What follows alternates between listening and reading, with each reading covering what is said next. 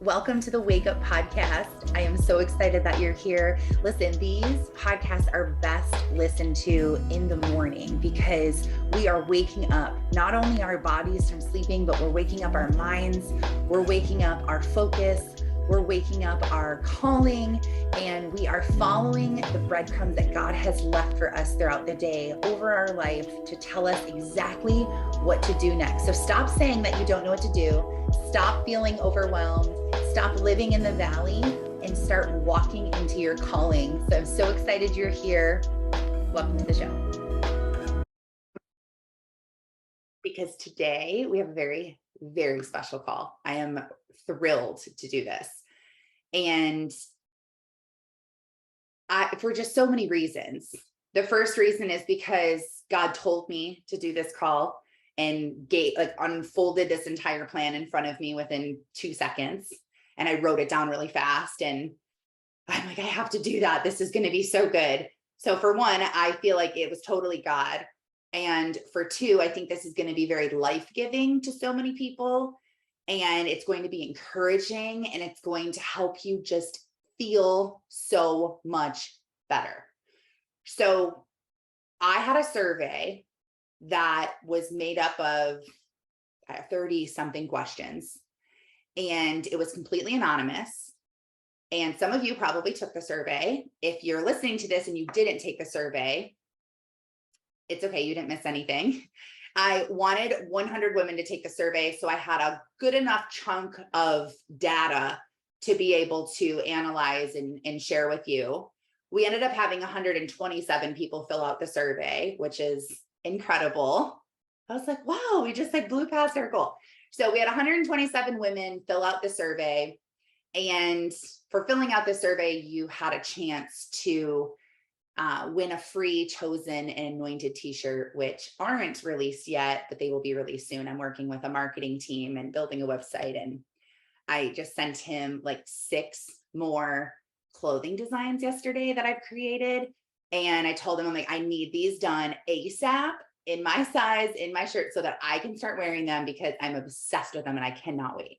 So anyway, you get a chosen and anointed t-shirt without them even being released yet. So that was the giveaway, but I wanted women to feel safe. And I wanted them to feel like there was no judgment and nobody would know their answers. So it was completely anonymous. You didn't have to give anything that would give you up of who you were. And the questions were kind of tough. They were kind of deep. I actually had a few women message me and were like, whoa, that was really tough. 2 minutes. That was a lot. I wasn't expecting that. And the reason why I went in so deep and so raw and so real is because I truly feel like awareness is the very first part of healing, and realizing your brokenness instead of just pushing it over to the side and just covering it up and running from it. You need to first be aware of why you are the way you are. And I've coached thousands of women, and I can tell you that every single thing that they have done is because of something they've had happen to them, or they developed this coping mechanism because of something. And you're not crazy. You're not abnormal. You're not alone. You're not the only one.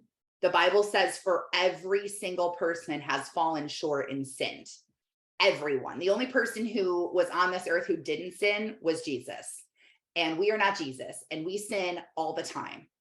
And from talking to women, I found that because of our sin and because of our trauma, we develop this skewed way of thinking of our worth, of our value. We're unable to forgive ourselves. We're unable to forgive others. It creates resentment in us, bitterness in us.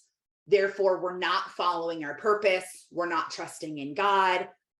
We're following this world, and we're wondering why we feel so terrible, why we feel so drained, why we feel so burnt out, why we hate ourselves, why we don't think that we're enough. We don't believe we're valuable. And it's really not your fault. And I felt like it was the perfect time to do this call because I am just so sick and tired of hearing women feel like it's their fault because they're struggling with all these issues or not letting their sin and their past go. And it's hindering them from walking forward into God's calling because they don't feel like they're worthy to go to God, or they feel like God's mad at them, or they don't know God and they don't understand this. And so whether you're really strong in your faith, you would consider yourself an atheist, or anything in between, this call is for you, because this isn't a call based on emotions or my opinion. This is facts. These are things that are from the Bible, that are written down, and you cannot convince me that God doesn't exist, because I experience God. And the more you grow and the more you do these things, you will experience God. And once you experience him, you can't deny it. You're like, I don't care if you tried to prove it to me. I have this feeling, and where does this feeling come from? So in my devotional this morning, it says, James 4:8, come near to God and he will come near to you. And that is a promise.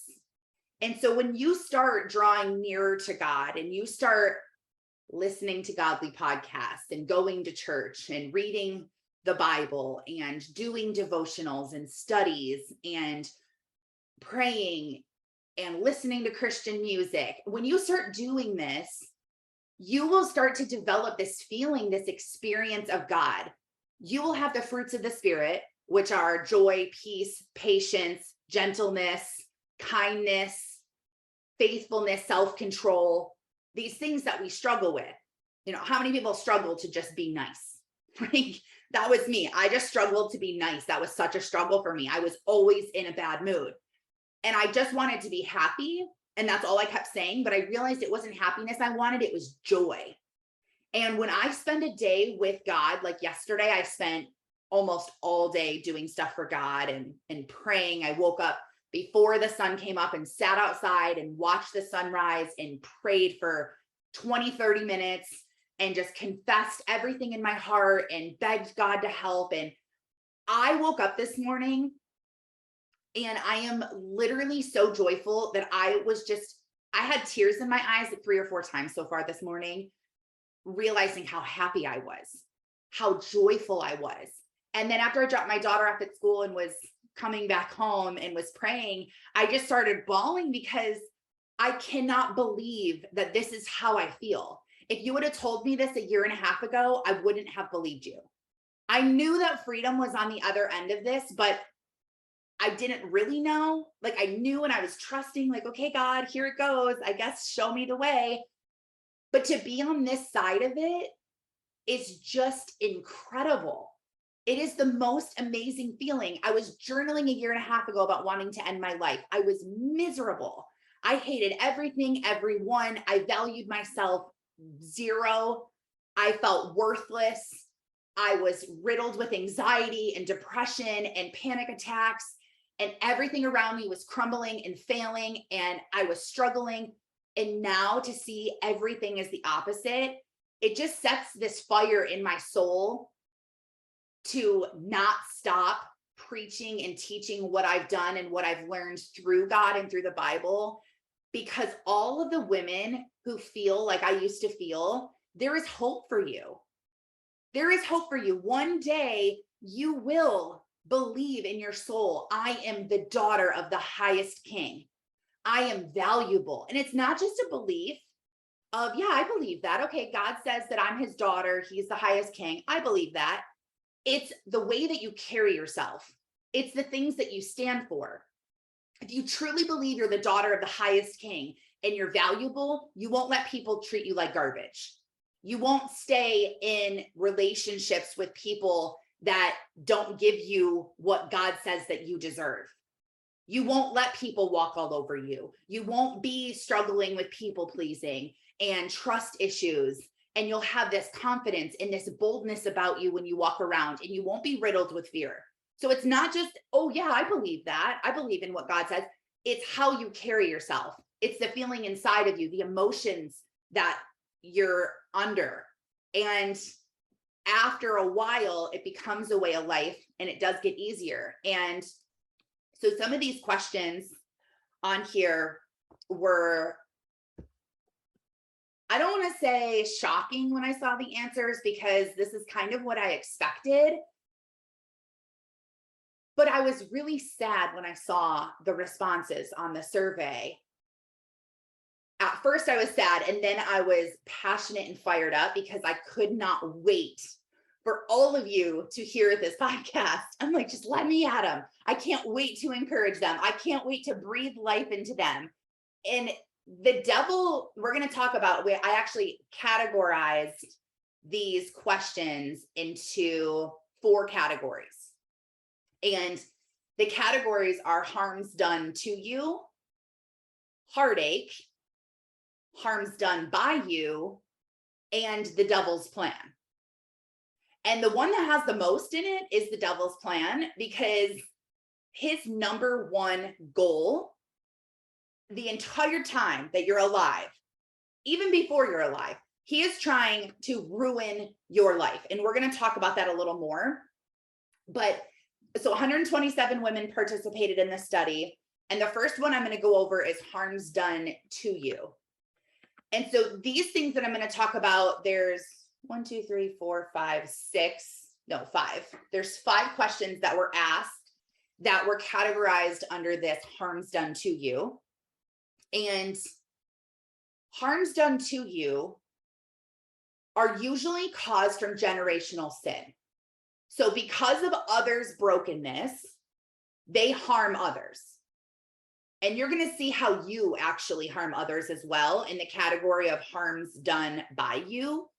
Yes, some of these things that I asked were harms that you have caused, whether you caused them to yourself or to others. But because of your brokenness, you harm others, not on purpose, but it's just a byproduct. It's just what happened. You're not being punished by God because others sinned.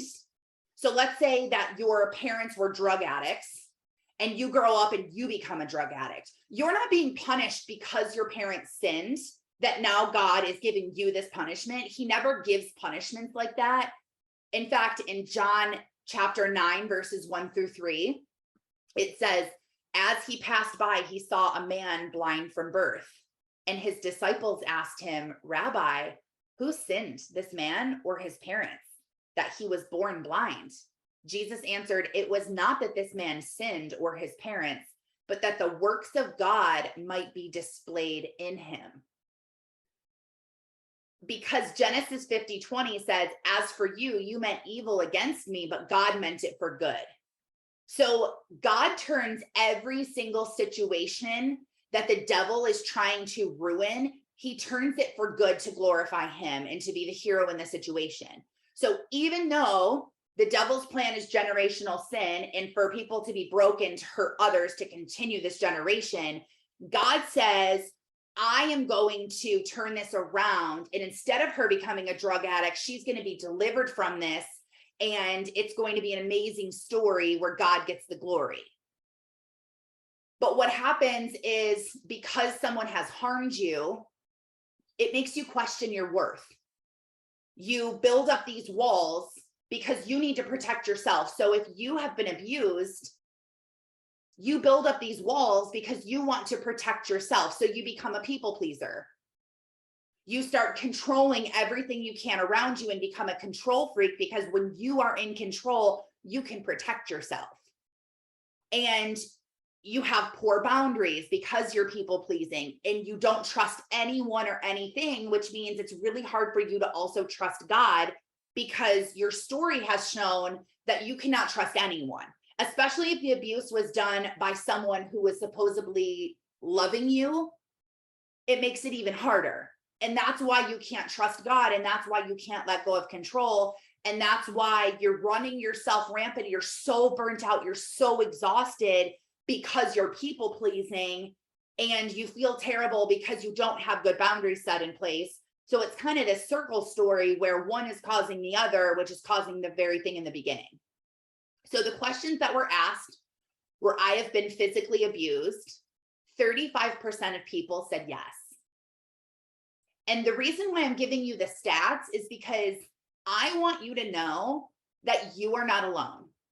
Out of every single question that was asked, there was not just one person who said yes.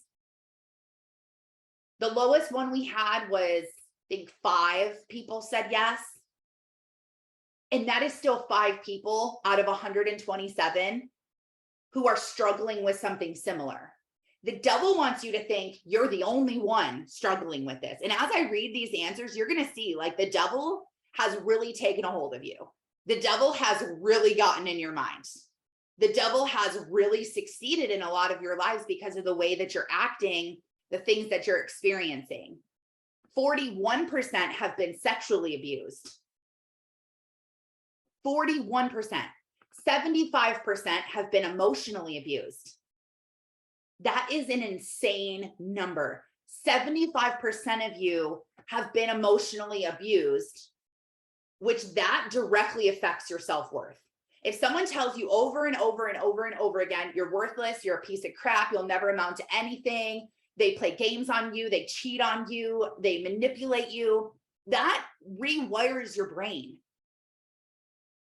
Over time, you start to believe it. That's why you see women that are in abusive relationships, they can't leave and get away because they believe in what the person is telling them.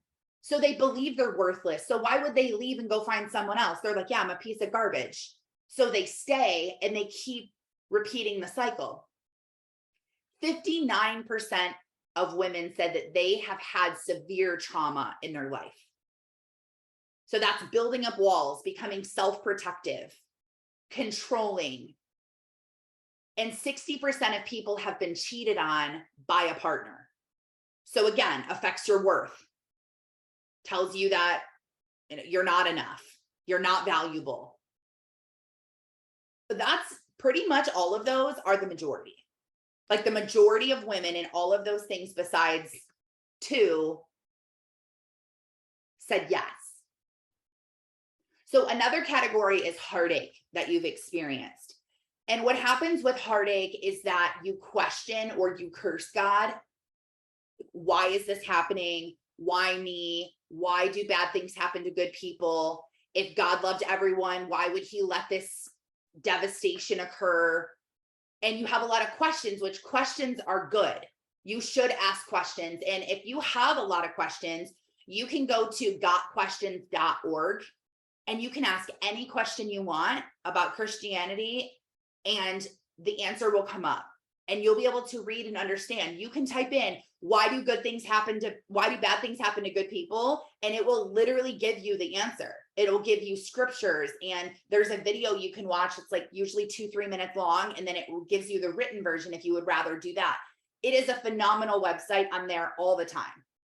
My son asked me the other day, Mom, is playing the lottery against what God says? I'm like, I don't know. I don't think so. Like, let me look. And so I showed him, we went to gotquestions.org. I typed it in and it talked all about, it's only a sin if you have the love of money, if it's an obsession, if you're, spending all your stuff. So it was good for me to show him. So you don't have to wonder and question like, what, I wonder why. Just go on there and ask the questions and find the answers. But you also will question your life and your purpose. And when you do that, you really struggle with depression because you feel hopeless and worthless and sad. And a lot of you have struggled with heartache. 18% of you have battled or are currently battling infertility. 18%. 33% of you have lost a child. 8% have lost a partner. 5% don't love your husbands anymore. And you're still in a marriage. That's a lot of heartache. And 3% secretly don't even like their children anymore because everything they do just upsets them. And so going through these things, losing a partner, losing a child, falling out of love, hating your children, you love them, but you can't stand them at the same time, battling infertility, you're questioning God, you're cursing God. Why me? Why is this happening? Are you even there? Do you even care? And what happens is you turn bitter and you turn angry and you're triggered. And when you do that, you can't live out your purpose. You can't focus on the goodness of God. You don't have joy. You don't have peace. You have all the opposite. And so if you're wondering why you don't like your kids anymore, and I think a lot of you would have answered this question, yes, a lot more of you would have answered the question about not liking your children anymore. If maybe I would have worded it a little bit different. You love your children, but right now you're currently in a period where you don't like them.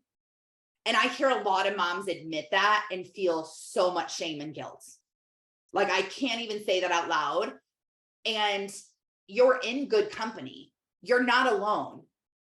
Yes, God blessed you with these children, but you can't stand them. And so you feel shame and guilt. You're triggered. You're an angry mom, which we'll talk about that in a little bit. You're building up these walls. You're cursing God. You're distanced from him. And you're wondering why you're feeling so awful.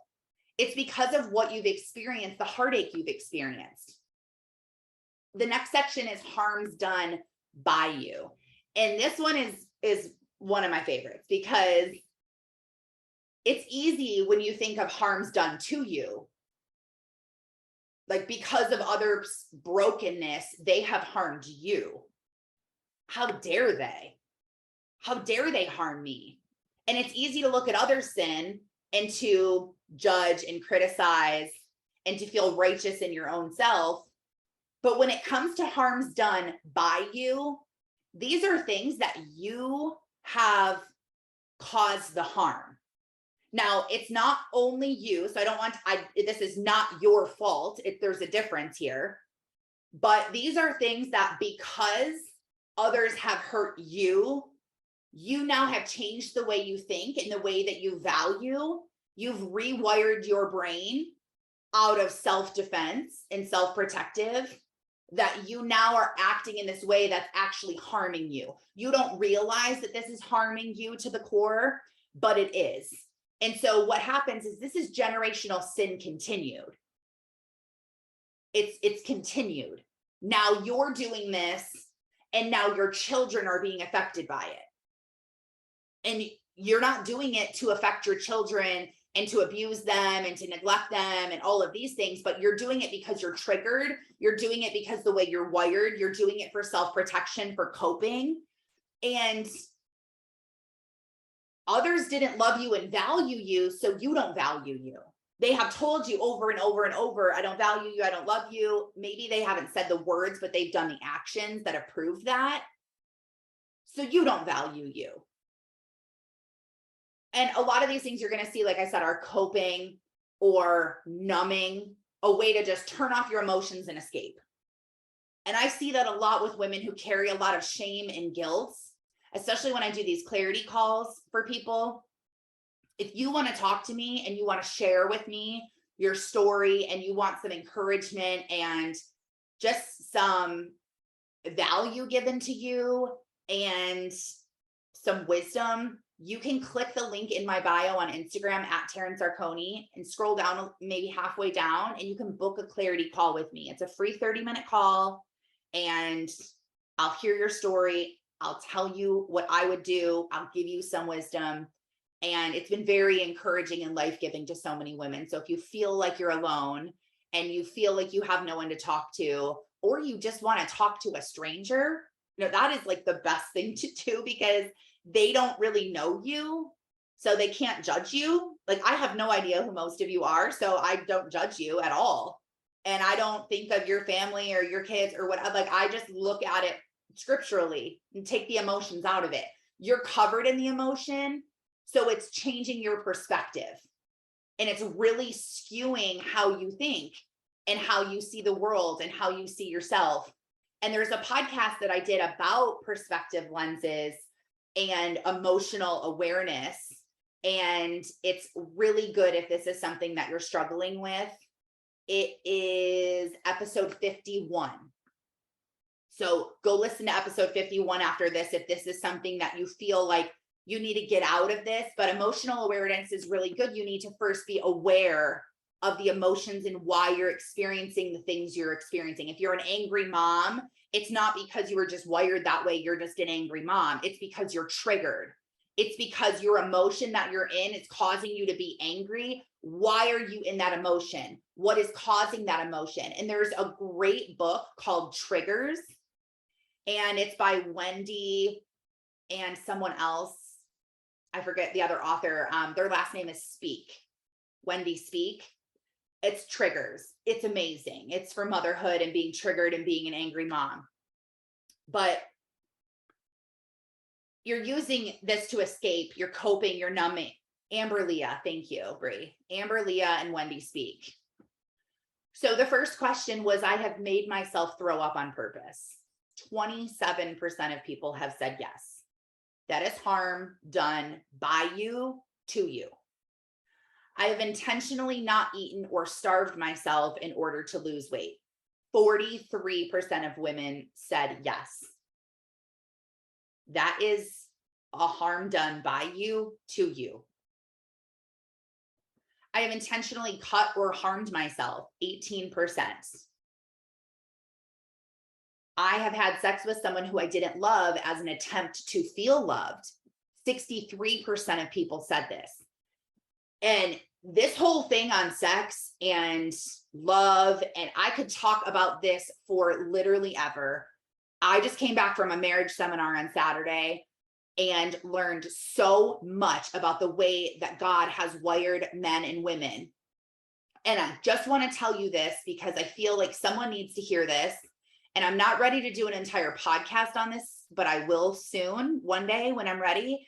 But the way that God has designed sex inside of marriage is beautiful. It's amazing. It's a gift. Women need to feel like men are connected to our heart in order to want to have sex with them. It's for women, it's a heart thing. We want to feel heard. We want to feel accepted. We want to feel valued. We want to feel loved. It's all in our hearts. And when we feel that, we can open up and we feel like having sex with our partner. Men are not wired that way. And for men, it's really not about their heart.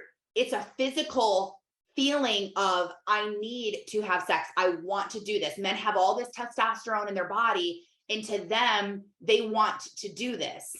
And after they have sex, it's different than when women are done having sex. And so when you come together, and if a woman feels loved and is having sex with someone, we're doing it to be closer.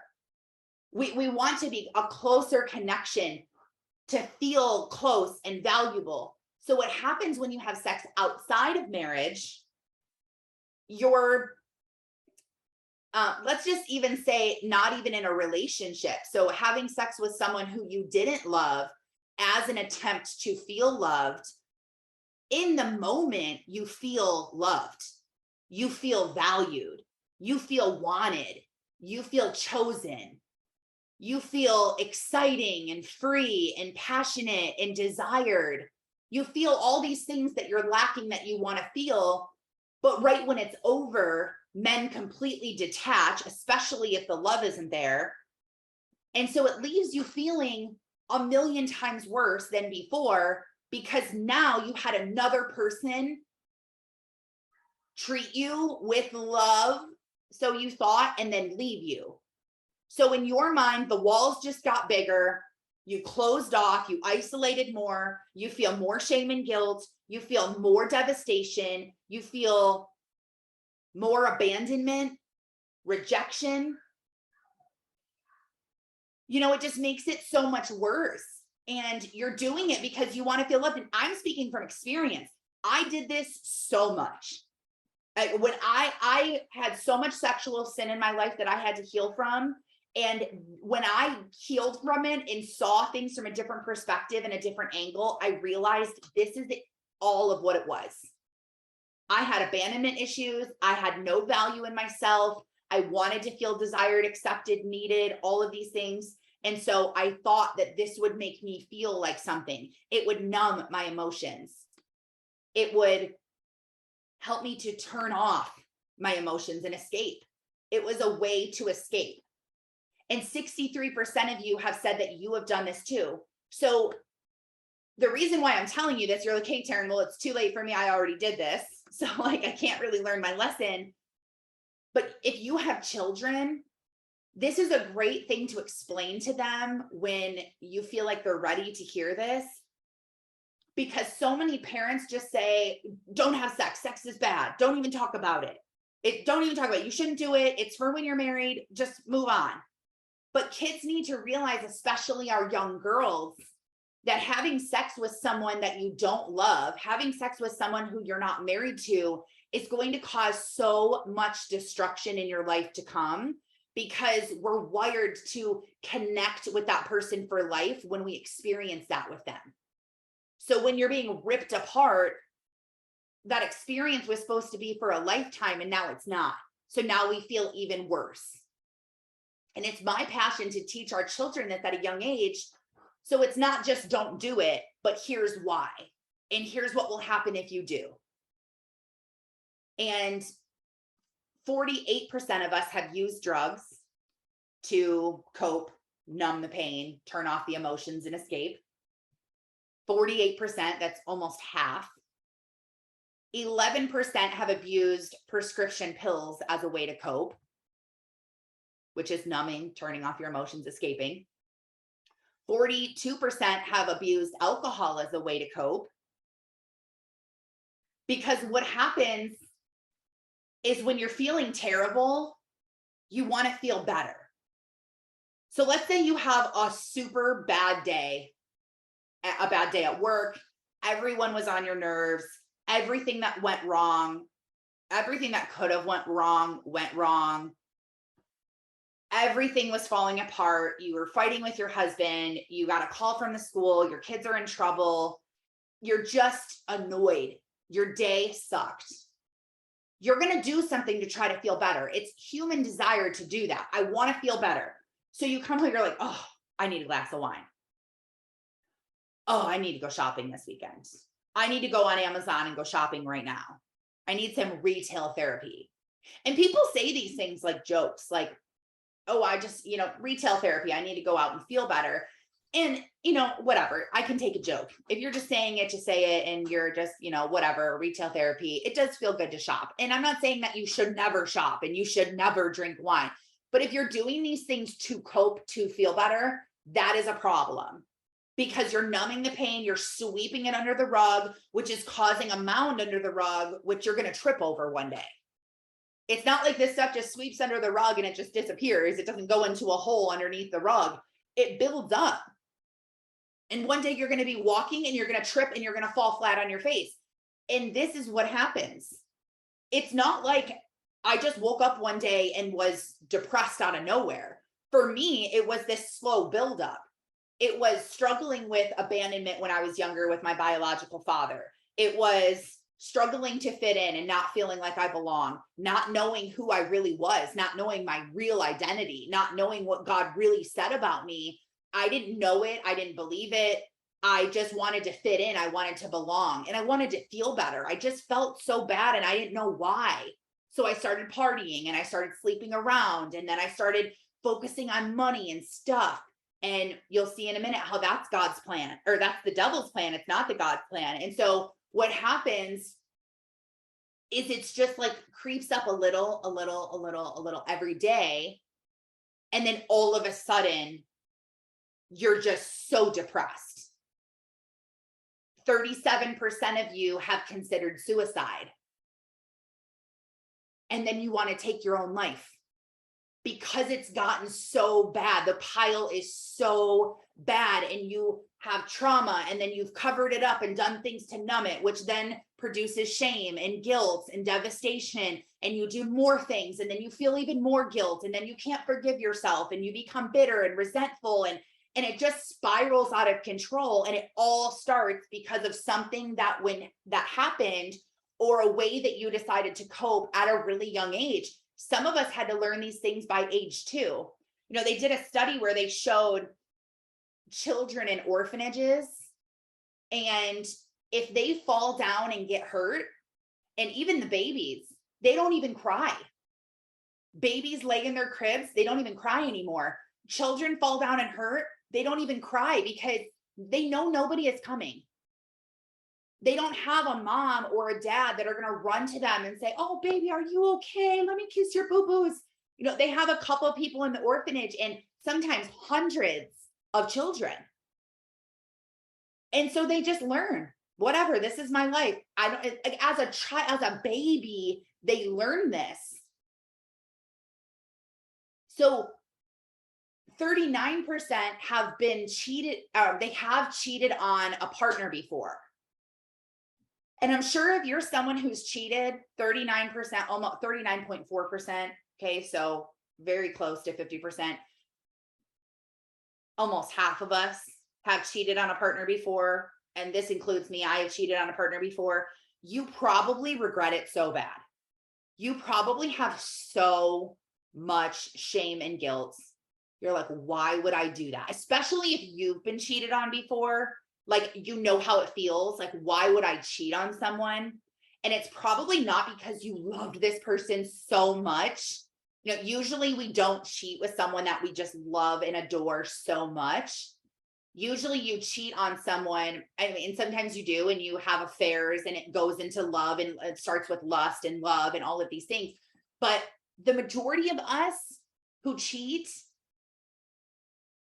are cheating, and you're like, that was a terrible mistake. I wish I would have never have done that. And I talked to someone recently who had so much shame and guilt around cheating. And when I asked her questions about her life and kind of peeled things back and got the whole story, she struggled with sexual temptation when she was very young and had a lot of sexual sin in her life. But then when we peeled it back even further, it was because she never felt loved and adored and chosen, and she never felt valued, and she just felt controlled, and she never felt heard. And so she was neglected and had that trauma in her life. She also had a lot of abuse. And so this was an attempt to feel better. So when she got in a fight with her significant other, she went and cheated because she wanted to numb the pain. She wanted to escape. She wanted to feel desired and loved in that moment. It had nothing to do with the person. It had nothing to do with the act. It had to do with the feeling. And this is what happens. And so then you have all this shame and guilt, and you can't forgive yourself, and you're idolizing yourself because you can't forgive yourself. That is an idol. If you care more about what you think versus what God says, you're idolizing yourself over God. And that is a huge sin. You're worshiping your own thoughts and desires over God. And you should not be doing that. God says he can forgive you. He says he already has forgiven you. All you have to do is ask for forgiveness and believe you have it, and you have it. And a lot of us can forgive other people, but when it comes to forgiving ourselves, we're like, oh no, I can forgive you, but I can never forgive myself for what I did. But all that does is it just keeps you in bitterness. It keeps you in resentment. You can't move forward with your purpose and calling in life. So it's a way that the devil takes what happens and holds you in this shackle. So I did 2 podcasts on forgiveness, episode 78 and 79. If you're really battling with forgiveness, these are great podcasts for you to go listen to after this, and to learn to forgive not only those who have harmed you, which is very hard to do, but the forgiveness of the harms that you have done by you to others or to yourself. So the last category is the largest one, and this one is the devil's plan. So, like I said, the entire time since you were conceived and before that, he is trying to create more generational sin for you to pass down to your next generation, because he wants it to keep going. And I've been watching Intervention since I've gotten sober. I have this like obsession with other people getting sober and seeing them like flourish in their life. And I've been watching Intervention on Netflix. And in the first episode, the therapist, the guy who does the intervention, he's talking about how addiction and how things happen through generations. And this girl who's struggling with a crack addiction, her dad died of a crack overdose and addiction, and his dad died of a crack overdose addiction. And now she is getting so sick, and they're like, she is about to die if she doesn't. And her son is 4, and they're trying to get her to go to rehab and to change before her son realizes what's going on, so it doesn't continue into her son. And the thing that made her go to rehab was a letter her son wrote to her and said, Mommy, I just want you to be better. I don't like that you're sick all the time. I don't like when you tell me you're going to be right back and you don't come back. Why do you leave me? Why are you not there for me? And she's sobbing. Of course, any mother would just be sobbing because she wants to stop being addicted. She wants to be there for her son. She knows her dad died of crack. She knows her grandpa died of crack. She knows she's about to die from it, and she can't change it. And that's really what sin is. We do not have the ability to change ourselves. And I talked about that in our last podcast in episode 88. We talked all about the scriptures that talk about that. When Paul talks in Romans about, for I want to change, but I can't. I have the desire to change, but I don't have the ability to carry it out. And I want to do what's right, but I do what's bad. And I know it's bad, but I can't do what is right. And he goes back and forth. And that is the truth. We can't change in our own strength.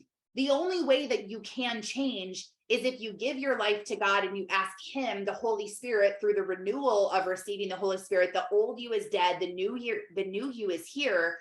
Then you can begin to walk in the light. You can begin to heal. You can begin to get out of this valley. Trust me, I've tried it all. And you don't have to take my word for it, and you don't have to believe me, but I promise you, one day when you're so sick and tired of being so sick and tired of trying to do this on your own, you will fall to the ground and surrender your life to God, and you watch him change your life. I pray that it doesn't take you 5 more years. It doesn't take you 5 more minutes of destruction in your life trying to handle this on your own, getting further and further and further into the valley. I want you to realize this now, because you can change now.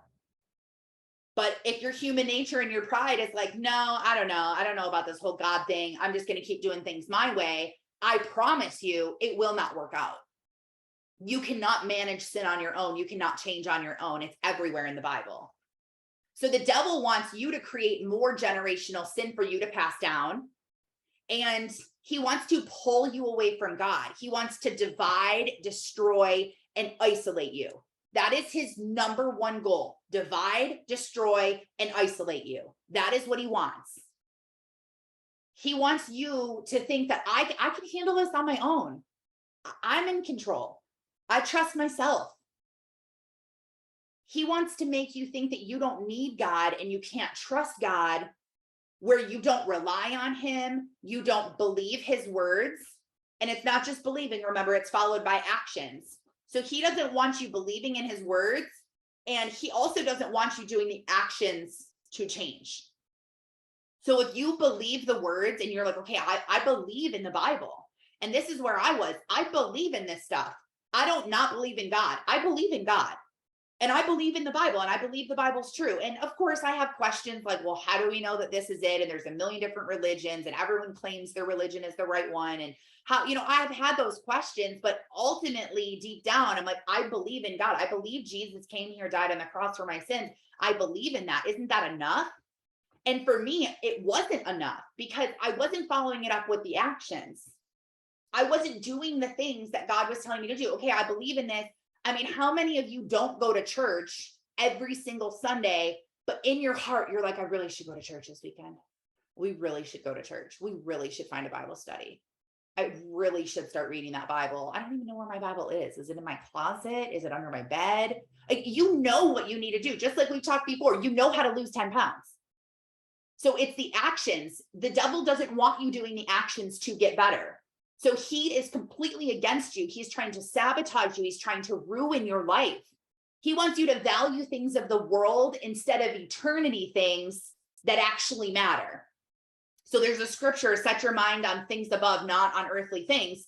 This was a huge wake-up call for me. And this was my last wake-up call where I finally woke up. The veil was removed. The scales were off my eyes. I could hear and see everything for what it was, because for so long I swapped drugs and alcohol and acceptance for sex. And then I swapped sex for success.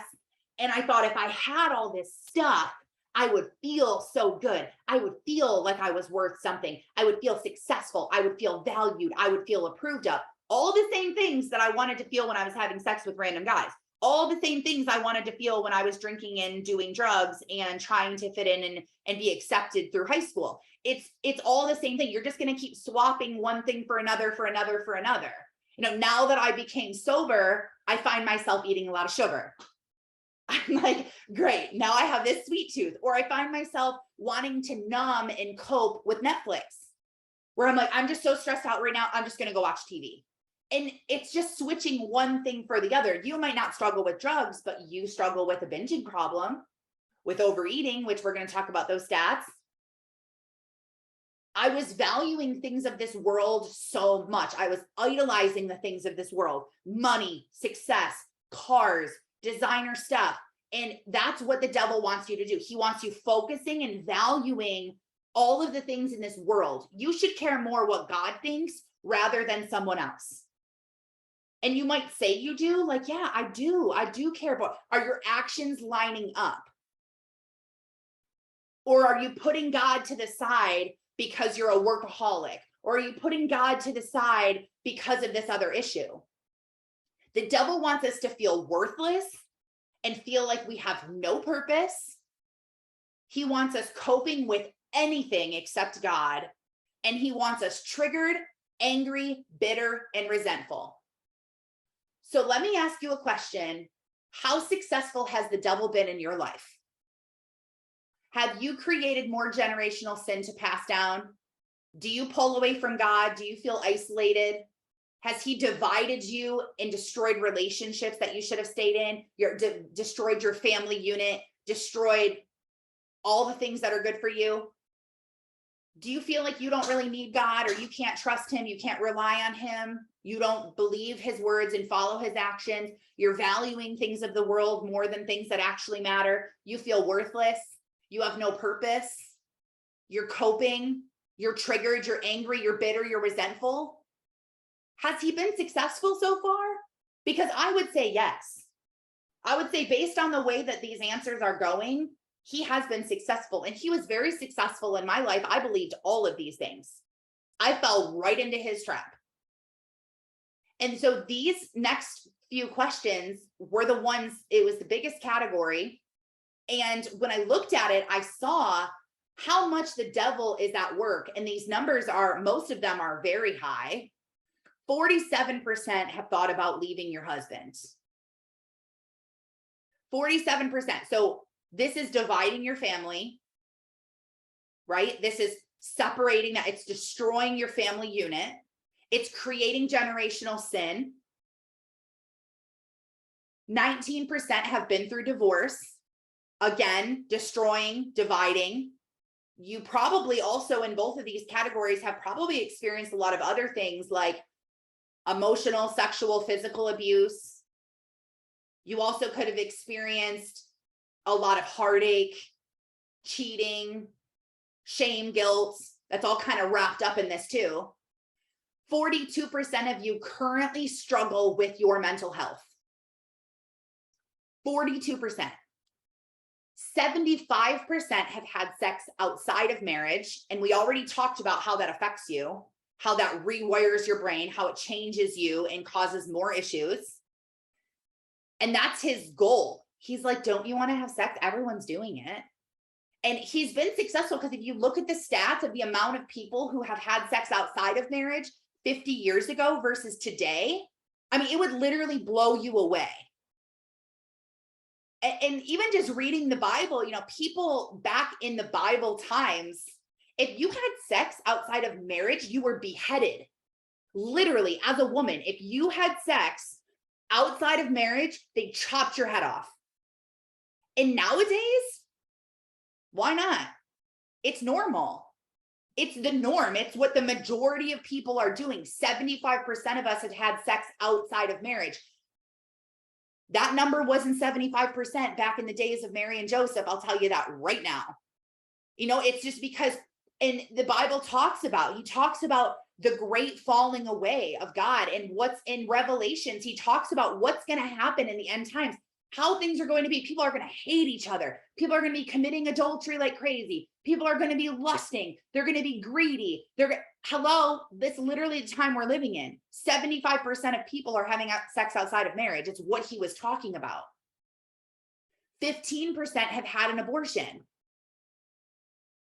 And I want to tell you with this, there's a lot of Christians that I see that always share like anti-abortion and pro-life, and they're very vocal on social media about abortion. And I get it. Education is very important, and you need to know what is happening in the world. And I get that. But there was a study that was done that said 40% of women inside of the church who normally attend church, 40% of them have had an abortion. So by sharing information about anti-abortion and pro-life, and all you're doing, if you don't do it in the right way, is you're just sharing condemnation. You're just sharing shame and guilt, and you're making people feel bad. Yes, are abortions bad? 100%. Is cheating on your spouse bad? Yup. Is doing drugs bad? Yup. Is lying bad? Yup. A sin is a sin. Has God forgiven all of us? Yes. Has he forgiven the people who have had an abortion? 100%. So this is a really great way to remember and to kind of put it into perspective. If this is God making you feel guilty and shameful, or the devil, God's word says that he will never bring up your sin ever again. After you confess and say, God, I am sorry. I am so sorry I had this abortion. It was wrong. I am sorry. Forgive me, Lord. I will not do it again. Change me. Please help me, Lord. I am so sorry. He immediately stretches your sin. He throws it as far as from the east is to the west, infinity. It is so far away, and he promises to never bring it back up. So if someone is bringing it back up in your life, it is not scriptural, and you should not listen to them, and do not let them put shame and condemnation on you. And if the person is you bringing it back up and you can't get over it, you can't forgive yourself, and you can't move on, it's the devil in your head trying to make you feel even more shame and even more guilt. Don't let him win. He already had a small win by you committing a sin in general. Don't let him continue to have the win by having your heart with it. God knows our heart. It's okay if our actions don't line up all the time. He knows we're not perfect. He knows we're going to sin. He knows that we're going to fall short. If he didn't know that, he wouldn't have sent his son to be crucified for us. That is why he sent his son here, because we all fall short of the glory of God. 35% of you say that you consider yourself to be an angry mom. And that is a trigger. If you are the one who said yes, you need to get the book Triggered by Amber Leah and Wendy Speak, because it will tell you all different triggers. It's a very easy read. I think it's 30 different triggers over 30 days. So you just read like a page a day. It's very easy. And each page is a different trigger. I used to be an angry mom. I used to call myself the Hulk mom, and I would always be screaming and yelling at everyone in my house. I was the mom that was like, nobody will listen to me unless I'm screaming at them. Like, why do you make me scream at you before you listen to me? And then what happens is I'm angry and I'm screaming and I'm yelling and I'm mad. And then what? Then I feel guilty. And you don't have to be an angry mom. I am no longer an angry mom at all. I don't ever yell. I don't ever feel like extremely heated and angry and just out of control anymore. And it's not because of things that I've done in my own strength. It's because the closer I got to God and the more I learned who I was, the less I was triggered. So yeah, do my kids still get on my nerves? 100%. Like some days I'm like, get out of my face. Don't come in my room. Don't talk to me. I need like 5 minutes alone. Okay. I still have boundaries. I still have rules, but I'm not triggered and just exploding all the time, just screaming and yelling and feeling out of control in my own anger. There is a way to change this. And the 35% of you, you need to get that book. That's a great action step that you can take. 30% don't think you're a good mom. And this comes from your worth. I would almost guarantee that if you said yes, that you don't think you're a good mom, it's probably because of generational sin, and it's things that you're doing, and it's a lack of worth and value. That's where that's coming from. So if you learn your identity and your true value, which I'm going to talk about at the very end, I'm going to give you some resources, that will change, and you will think that you're a good mom because you are a good mom. I am going to post a reel today, and I was in the car with my daughter, and it's just an audio. You can't see her because I didn't want her to see my camera. But I told her, I said, Skylar, I just feel like such a bad mom. And she was like, why? I'm like, I don't know. I just think I'm a bad mom. And her response was just so sweet. And I promise you, no matter how bad of a mom you think you are, I promise you, your kids could say so many nice things about you. Even if you're abusive, even if you are emotionally abusive, physically abusive, I know that you don't want to be these things, and you don't know how to change, and it's hard for you. And these are real issues here. There are women who say nasty things to their kids. I have even said nasty things to my kids. It just comes out of us because we're triggered, because that's how we were raised. You hated that your mom always screamed at you and was angry, but here you are, just like your mom. Apple doesn't fall far from the tree. But you can change this. This can be changed. You can look forward into the future and not live in your past. 46% of you hate the way you look. 15% hate who you are. Again, it's not knowing your value. It's not knowing your identity. And hating the way you look, God made you look this way. And he says, don't care about gold hoops. And literally the word mascara is in the Bible. Can you even believe that? My mom sent it to me one time. She's like, they had mascara back in Jesus' times. I'm like, I guess. It said, don't care about gold hoops and mascara and the clothes you wear and the makeup you have and your hair and what you look like. It doesn't matter. Don't set your mind on worldly things. Set it on things above. Stop being so focused on how you look.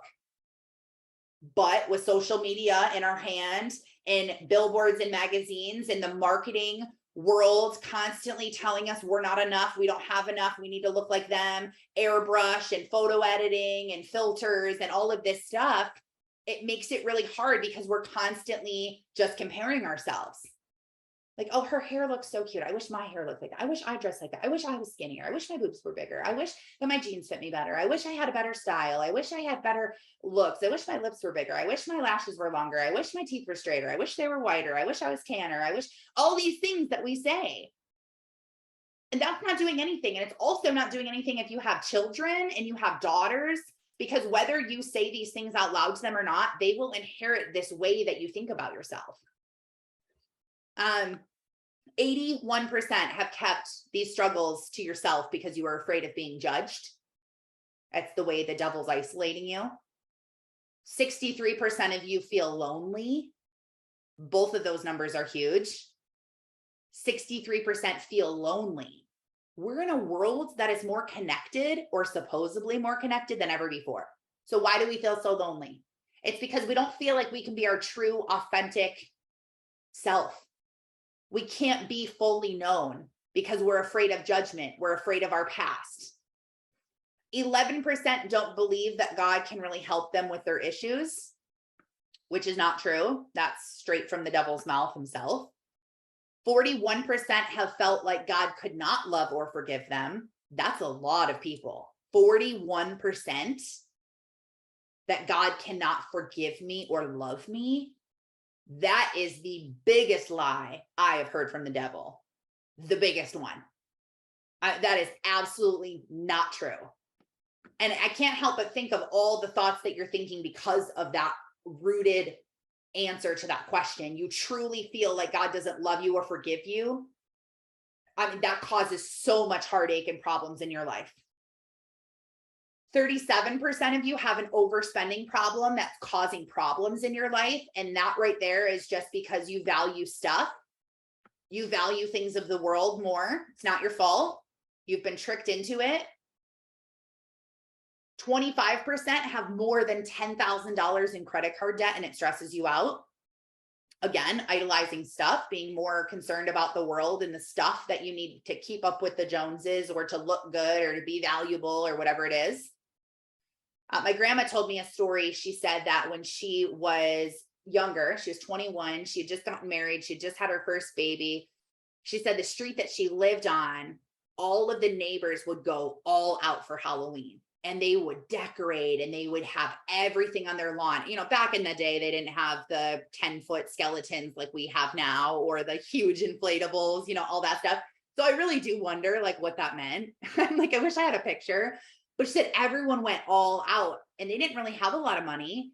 And so she said that she would literally put on a credit card decorations so she would keep up with the rest of the family around her. So she didn't feel left out. She went into debt for Halloween decorations.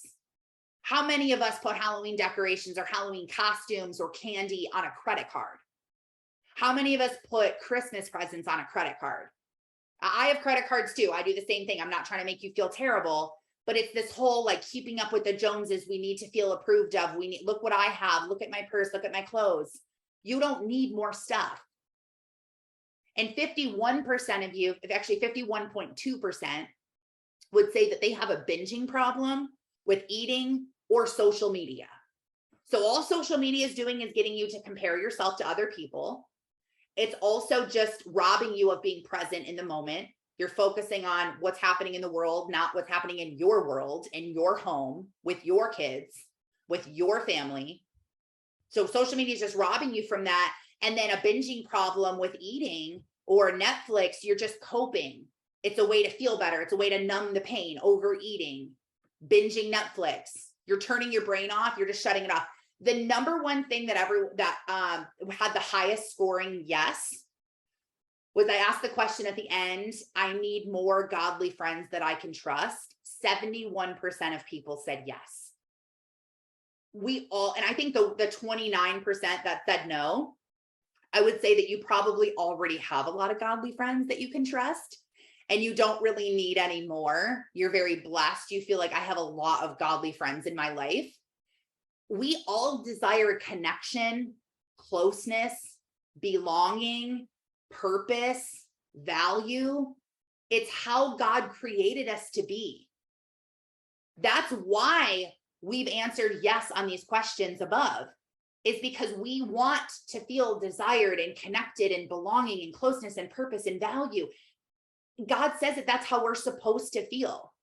So I'm going to post on a link in my bio after this call. So if you're listening to the recording, it's already there. Click the link in my bio, scroll all the way to the bottom under resources. And I am going to have a paper that you can print out. And it tells you who you are, your inheritance, and your identity in Christ. This is from Priscilla Shirer. This is not from me. It's in her book, Defined, which is one of the resources I wanted to tell you. If you answered yes to a lot of these questions, you desperately need to get this study called Defined by Priscilla Shirer. It's also linked in my bio at the bottom under resources. And it teaches you your identity. And it talks about who you are in Christ. And it gives you the scriptures. It's a devotional. It's phenomenal. It's $15.99 on Amazon. It's so great. You will love it. It will transform your life. And if you want to print this out, you can go in that link and you can print out this inheritance and identity in Christ. So you can put it up somewhere and you can read it and you can see it. I'm not going to give the addresses of the Bible where these are just for sake of time. I just want to read a few of them. But it says, and we changed them all. Well, I say we, like me and Priscilla did this together. I feel like I've spent so much time with her, like we're friends. But she's changed these to be like affirmations. So I am a child of God. I have peace with God. The Holy Spirit lives in me. I have access to God's wisdom. I am helped by God. I am reconciled to God. I am justified. I have Christ's righteousness. I am Christ's ambassador. I am completely forgiven. I am tenderly loved by God. I am the sweet fragrance of Christ to God. I am a temple in which God dwells. I am blameless. I am the salt of the earth. I am the light of the world. I am a branch of Christ's vine. I am Christ's friend. I am chosen by Christ to bear fruit. I am united with the Lord. I am a member of his body. I am a saint. I am hidden with Christ in God. I am chosen by him, holy and dearly loved. I am a child of light. I am a member of a chosen race. I have been rescued from Satan's domain. I have been made complete in Christ. I have been given a spirit of power, love, and self-discipline. I am free from any condemning charges against me. I cannot be separated from the love of God. I am a citizen of heaven. I am a personal witness of Christ. I am God's co-worker. I am his workmanship. This is who you are. This is your inheritance. This is your true identity. This is the truth. This is what God says you are. And by reading these over and over, it will eventually make an impression in your brain. Make sure you're reading them out loud, because then you're seeing them with your eyes and you're reading it with your brain. You're saying it out loud, and then you're hearing yourself say it. So it's affecting you even more than if you just, read it silently in your mind. Put this somewhere where your family can see it. Put it on the fridge with a magnet so your kids can see this. Put this up in the bathroom. Make 10 copies and put them all over your house. Take a picture of it and put it on your phone as your lock screen. Whatever you have to do to let this sink in. This is so important to read these daily. And then get the Defined Study by Priscilla Shirer and start with that. Listen to the Wake Up podcast as many days as you can, first thing in the morning. There's now 89 episodes. Pray first, look through the episodes, read the descriptions, and click on any one that connects to your heart. Start setting your mind on things above first thing in the morning. And the last resource I want to tell you is get healing. Go to therapy. You are not weak because you're going to a counselor or to a therapist. Therapy last year for me was life-changing. It was incredible. So even if you don't have this super messed up life where you're like, things have been pretty good. Like I answered no on most of those things, but you answered yes on some of them, you still would benefit so much from outside help. Someone who is not in your emotion. Someone who's not inside of your brain, but they can see it from a different perspective. So my last point is that I want you to know that you are not alone. You are not crazy. You are not abnormal. You are not your sin. You should not have shame and guilt for who you were. That's who you were. You are a new creation in Christ. Every single day you are made new in him. Do not let the devil have a hold of your life anymore. Do not let him isolate you. Do not let him divide and destroy your family and your life and your mental health anymore. God created you for a purpose. He has a purpose for you. He wants you to prosper. He didn't create you to have this life that you're in right now. He wants you to prosper. He wants you to bear much fruit. He wants you free and confident and joyful. That's who he wants you to be. Right now, we're settling for things of this world. We're settling for getting drunk and it numbing our pain. We're settling from doing drugs, from sleeping around, to overspending. We're settling for all of these things. You might feel fun while you're drinking, but I promise the joy of the Lord is a million times better than that. Start coping with God. Start spending time with him. Listen to other episodes. Get the Defined Study. You can even do it with a daughter. If you have a daughter who's, I would say maybe like 8 or older, it's very good for them. Change your generations. You are strong enough to change this. You are strong because you have Christ with you. Don't let him think that you're the only one anymore. You are not the only one going through this. You are in good company.